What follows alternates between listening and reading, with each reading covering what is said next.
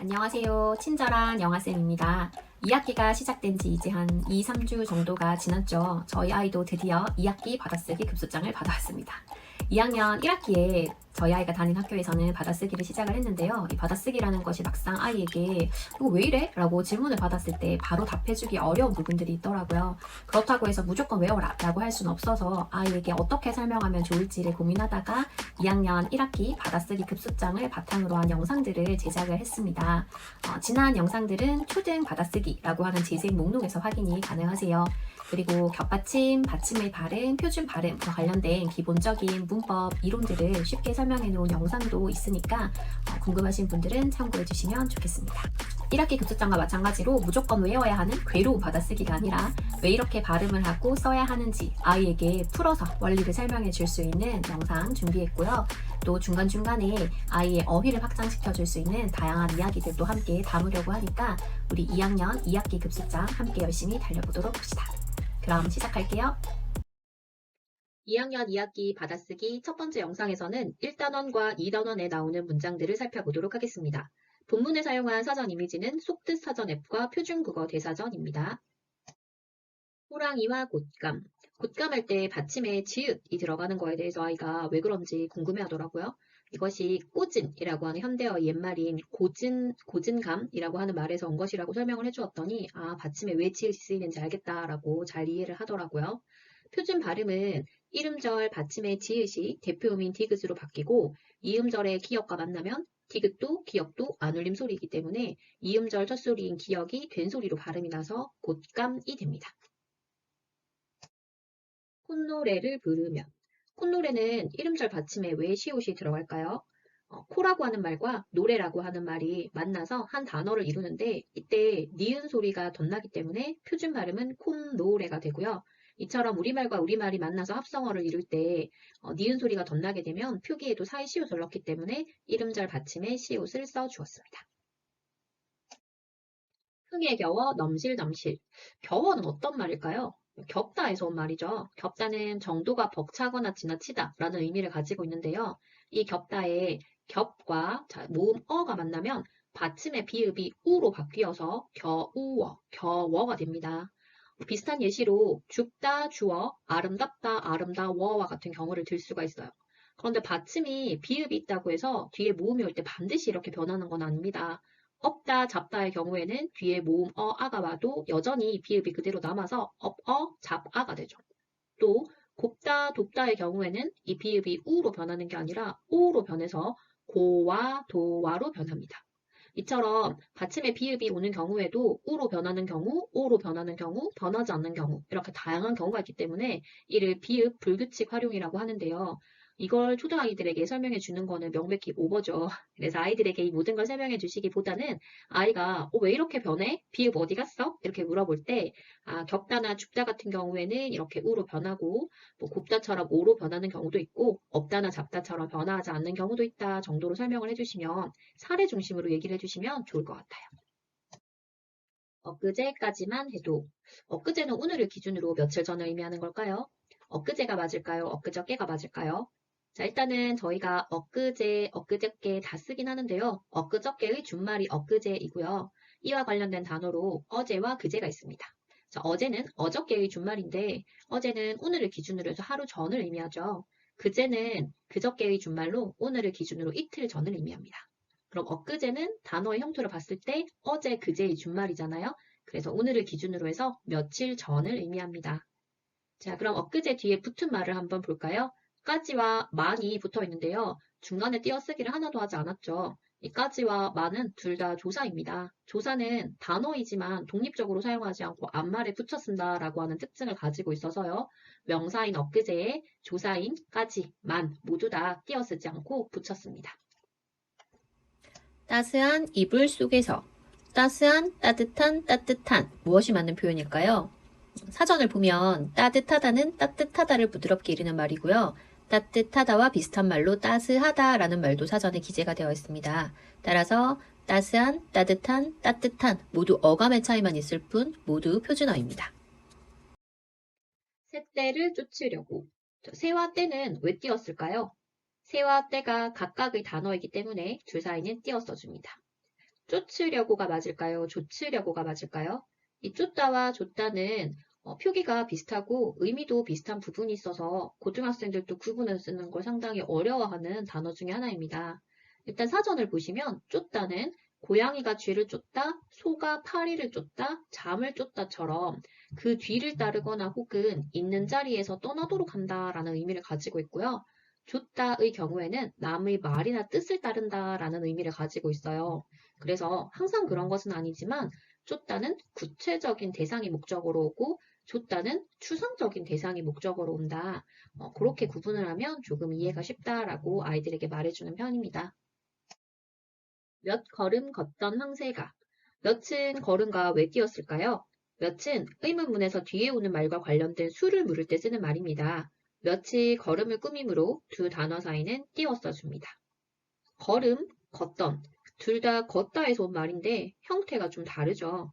걷다라고 하는 말에 모음으로 시작되는 음이 오면 앞에서 말씀드렸던 겹다, 겨와와 마찬가지로 이름절 받침에 있던 디귿이 리을로 변화하게 됩니다. 마찬가지로 걷어, 걸어, 걷으니, 걸으니 이렇게도 변하네요. 듣다, 깨닫다의 경우에도 뒤에 모음으로 시작되는 말이 오면 받침의 디귿이 리을로 바뀌어 들어, 들으니, 깨달아 이렇게 변하는데요. 믿다, 얻다처럼 뒤에 모음이 오더라도 모음으로 시작되는 말이 오더라도 변화하지 않는 경우도 있습니다.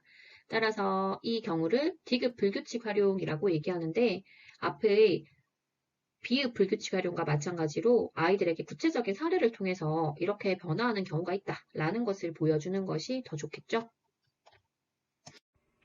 2단원입니다. 누구 생일이지? 누구와 생일은 왜 띄었을까요?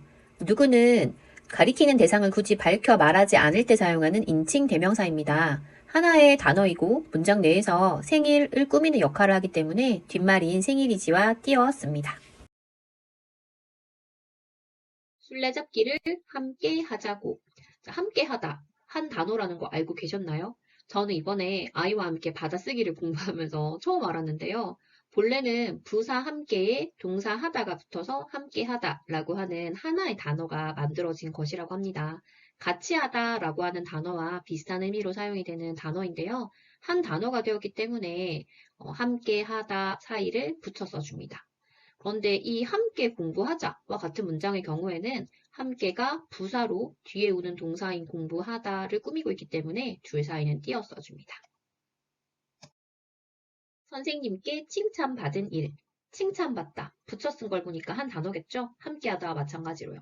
그런데 사전에는 안 나옵니다. 대신 칭찬하다라고 하는 단어가 사전에 나옵니다.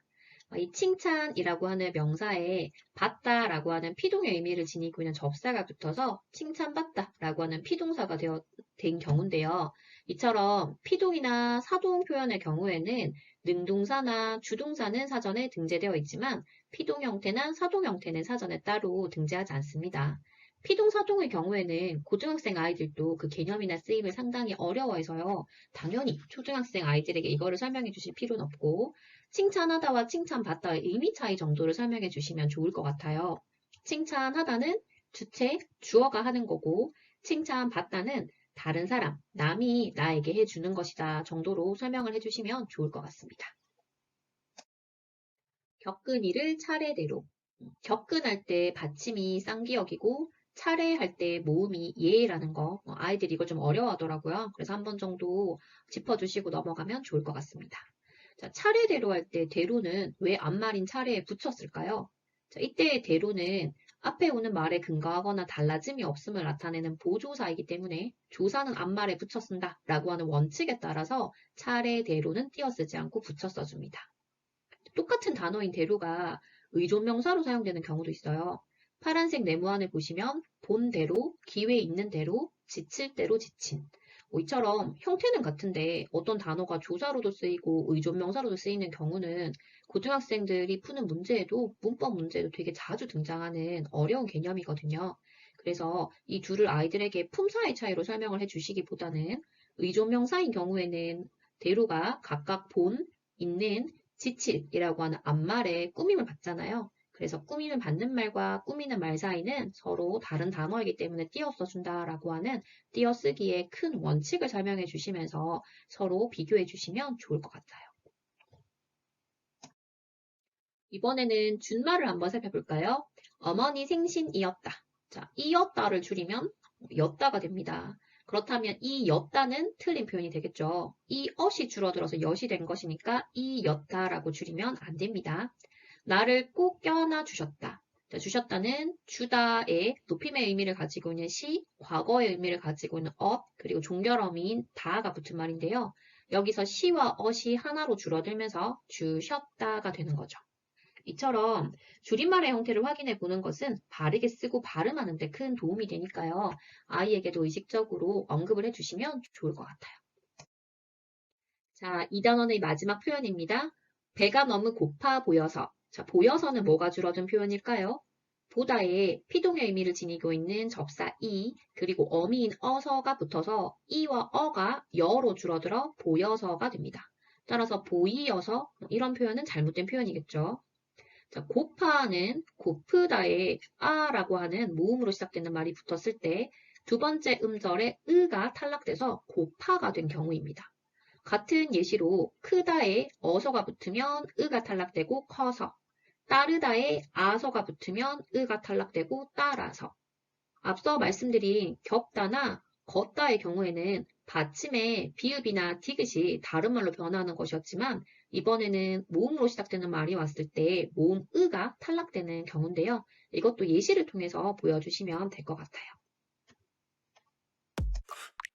오늘은 2학년 2학기 받아쓰기 급수장 첫 영상이었는데요. 1단원과 2단원에 나오는 주요한 표현들 중에서 아이가 특별히 헷갈려하거나 질문했던 내용을 중심으로 해서 설명을 한번 준비해 보았습니다.